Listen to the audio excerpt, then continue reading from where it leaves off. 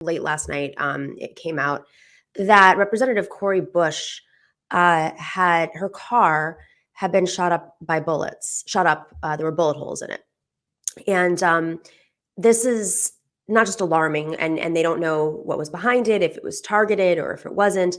But it is also not the first time that's happened. When Cori Bush was running for Congress, a similar thing happened outside of her home. Her car had bullet holes. Again, she was not injured. She was not in the car, and then they didn't know if she was being targeted or not either. With that being said, it is alarming that we even have to have this conversation. There's one conversation, of course, about gun violence in this country, and that is a conversation. But the fact that we even have to think about whether or not a lawmaker is being targeted is alarming. And I know that the news cycle is a 24-second news cycle, and we're so used to seeing the hate put out by the far right and the right, whether it's Fox News or OAN or the former president himself. We're so used to seeing this stuff that I don't think sometimes when these stories break, we pause and let it sink in just how bad it is right now. There are folks who are understandably outraged by January 6th, last year's events, and yet very little accountability is being made. I mean, there are folks who stormed the Capitol who have been investigated, who admitted to taking part. There are people who've been arrested. That's great that the law enforcement is conducting those investigations. But the media is not covering it enough so that others who are in this movement who may have been inspired don't do so. But furthermore, the lawmakers who were in Washington that day, in Washington, you recall Cori Bush, don't forget, when that occurred, she was the first person to speak out and to say that they need to be held accountable. There were lawmakers, members of Congress in Washington that day who were communicating with the outside, who understood, thought it was a game. They helped them understand how, where the halls were and the rooms were. They took, and Nancy Pelosi and the establishment are not holding him accountable. And I don't think it's because Nancy Pelosi just doesn't care. Her office was stormed, her laptop was stolen, and she was put at risk.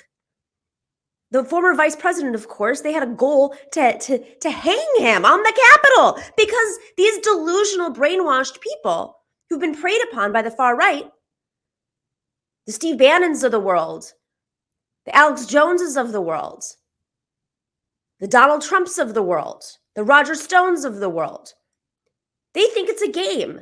And all of these people who are following them are their little chess pieces to power. And of course, more money and tax breaks and some sort of white supremacy structure. We have a problem, and very little is being done. Nancy Pelosi does have the power to break up some of these tech companies, to introduce bills. She has Congress, and we have the Senate.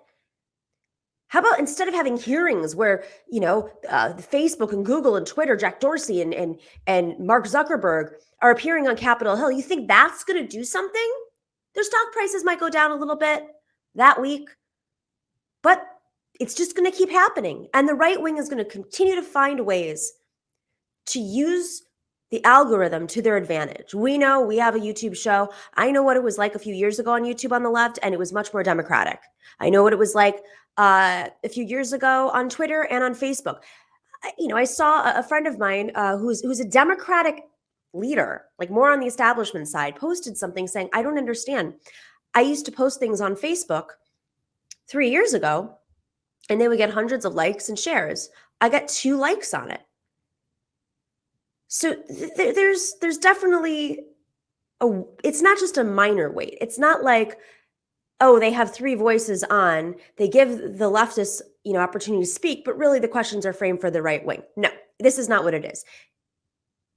They're being erased. They complain about being censored all the time. Joe Rogan complaining about being censored because people, they want some sort of editorialism at Spotify, the way that newspapers have editors.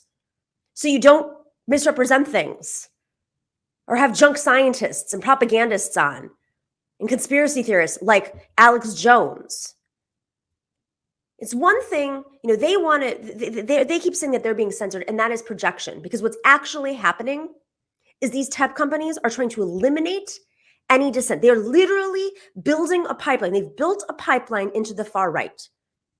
So the least that Nancy Pelosi could do, Nancy Pelosi of Silicon Valley, the least she could do, San Francisco Nancy Pelosi, and other members of Congress,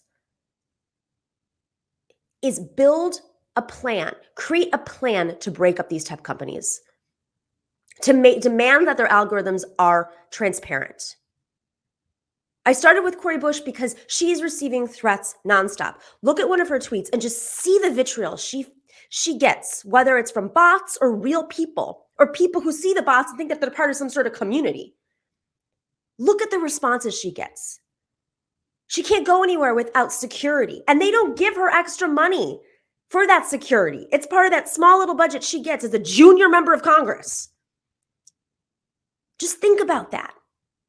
Think about what they're doing to serve us in Congress and what has been done to protect them and us from the vitriol out there. It's not stopping. It's going to continue to grow.